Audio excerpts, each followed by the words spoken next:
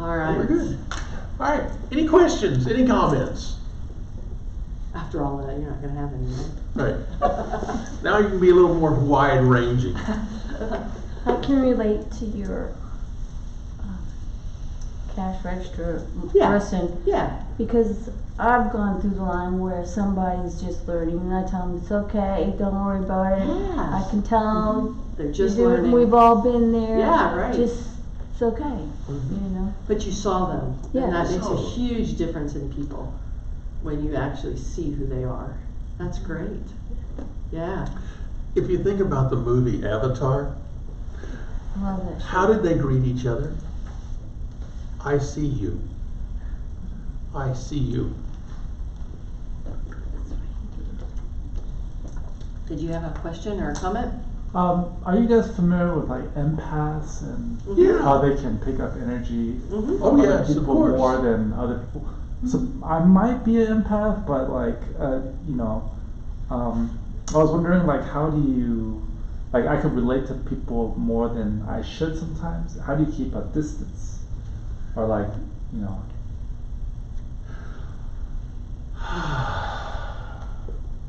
So if you're feeling empathic or you are an empath, how do you keep a distance from getting caught up in their emotions? Yeah. Is that what you're thinking? Kind of getting caught up in them? It begins with,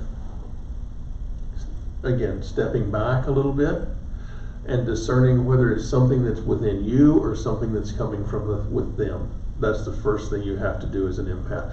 We're all empaths, by the way. We all have that ability. Like any spectrum, some are higher on it than others. All right.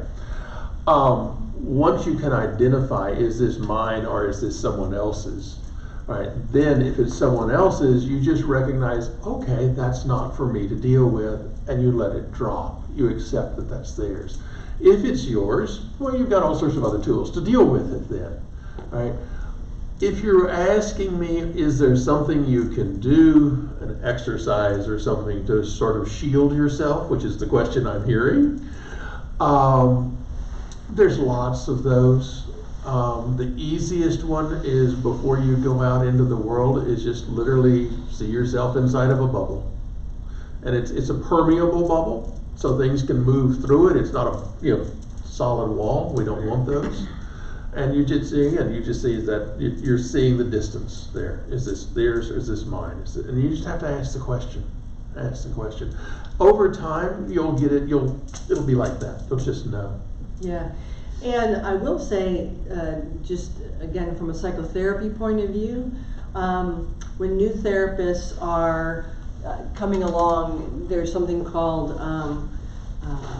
transference and countertransference. And basically, if you get triggered by something, the question is there something inside of you that needs to be looked at that you got triggered?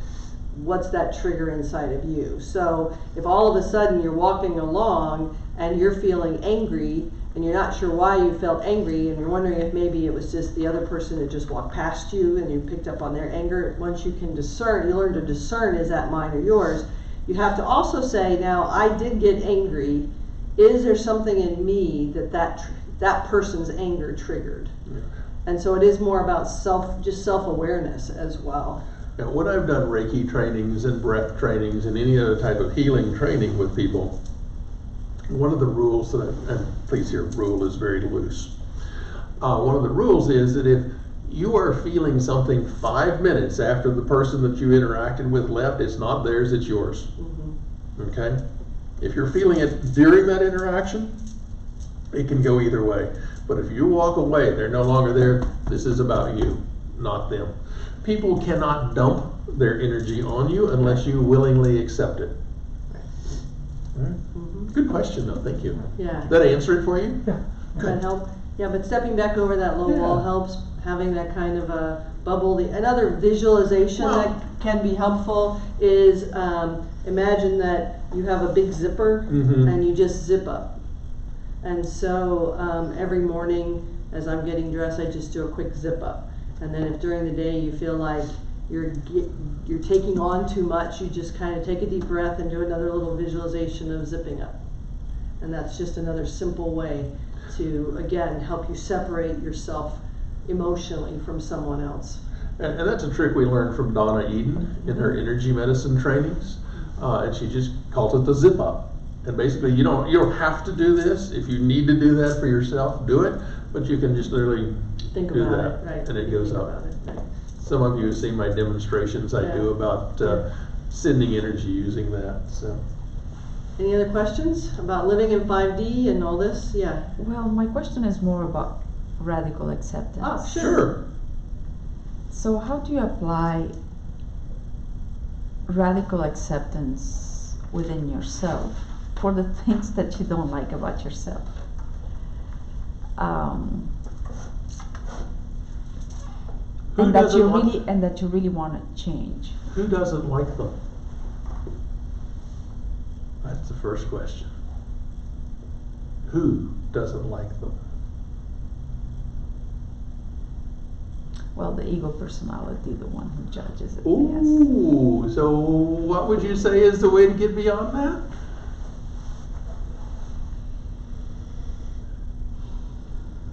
I know you, when you've been in oneness, does oneness care about those behaviors or actions or thoughts? So how do you get beyond it and have radical acceptance? Remember, it's all one. It's all one, yeah. And that it really doesn't matter. Right. Really doesn't matter. Now, if there's something, let's be real, because people have asked these questions before. If I see someone harming someone else on the street, am I going to radically accept that that's the way it is and just walk? No, I'm not going to do that. I'm going to intervene. All right, because radical acceptance does not mean that you allow nothing, right? everything. All right. Jerry Jampolsky made a wonderful statement one time, and he says, I can absolutely love the person and refuse to accept the insanity in which they choose to live. All right? So I don't have to allow that person in my life with their insanity, but I can love them. All right? So you I can still have boundaries. you have boundaries. Healthy You're not boundaries in about being a doormat. relationships. Right. And, Right. and still have healthy boundaries in relationships and still know that you can see Right. source in them and know that they're part of source. You just choose to not be a part of their crazy making. Yeah. Yeah. If- Back if- to what she was, Go ahead. yeah, back to what you were saying. I think that's where you look at the ego and you thank the ego for its role. The ego is what helps us play in the game. The ego is the motor of the car, the key to enter the door in the game. And you thank it for its role, and then you remind it its role, because its role is not to be in charge of everything. Its role is to be the engine. You still, source, can be the driver. We have another Car. friend who talks about this in different words, and basically she would say, look at the ego and give it a new job. Okay? So your ego is busy judging you, all right, or it's actually busy judging itself, all right? Along with everybody else. It plays both sides. It does. It plays the good guy and the bad guy. Right. It plays both sides. It is both sides. It is both sides, yeah. So am I radical acceptance says I recognize that it is both sides. It's both sides of that coin. All right, thank you.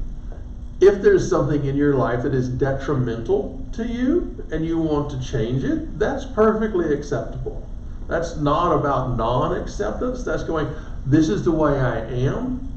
This is the way I would perhaps rather present myself. Then you have the power to change. Right. Guilt, shame, and resentment never changed a thing, folks. Not one single thing has guilt, shame, or resentment ever changed. Right. And being, I think one of the things that happens is our ego compares us to other people, as well as compares other people to us, right?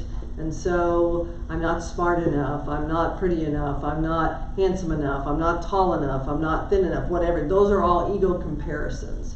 And so again, to thank the ego for its work and say, what else can the ego do? Maybe the ego can help you function every day and do it without comparing to someone else. Right.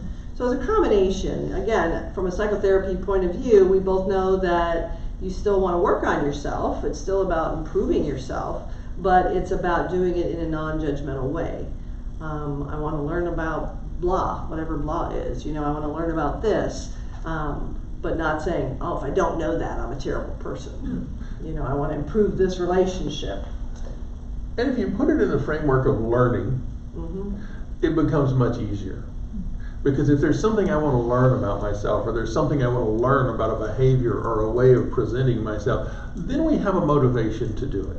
If I don't like it and I want to change it, well, we all resist change. Right? We will dig our heels in, and we are not going to do that. And oh, I want to learn something new. Oh, well, that sounds like fun. And you'll go do it. I think it also goes back to gratitude. If there's things we don't like about ourselves, maybe instead of focusing and encouraging our ego to focus on what we don't like about ourselves, why don't we focus on what we do like about ourselves? What are the traits and things, or physical appearance, or whatever the issues are. What is it that you like about yourself, and start making a list of those things, or focusing on those things more. Encouraging your smaller self, your ego, to focus on that. So Right. part of it's a self-conversation too. Yeah. Inside your own head. Which runs 24/7, 365. It never shuts up. Right. Right? Until you do something like meditation to get it to shut up. All right, anything else? I guess just one question is, being grateful, we kind of know, but how do you avoid being comfortable and being complacent? Because that's almost like when you're too grateful, you could get to that point, and that could kind of keep you from, challenging yourself and, stepping out of your comfort zone. You know what I mean? Life will move you out of that comfort zone on its own, don't worry.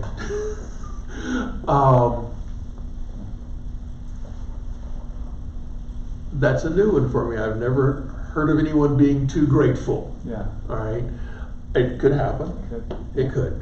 I think for me, grateful and complacent are different words, Yeah. right? Okay. And so for me, to be grateful for the life I have doesn't mean that I might not want to continue and improve myself, right?